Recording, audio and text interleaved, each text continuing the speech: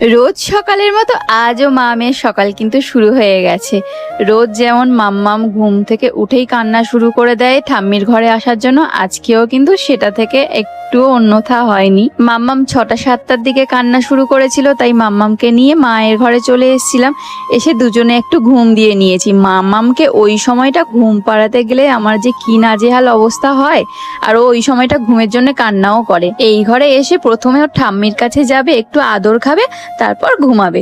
সেটা হয়ে গেছে, যদিও এখন হচ্ছে ওঠার পালা, বেলা হয়ে গেছে। এখন মামে উঠে দুজনেই ফ্রেশ হব, ফ্রেশ হয়ে তারপর আবার মামামকে একটু খেলাতে হবে। তো তার আগে মামামকে নিয়ে একটু আদর করে নিই, কারণ ওকে যত আদর করি ততই মনে হয় যেন কম।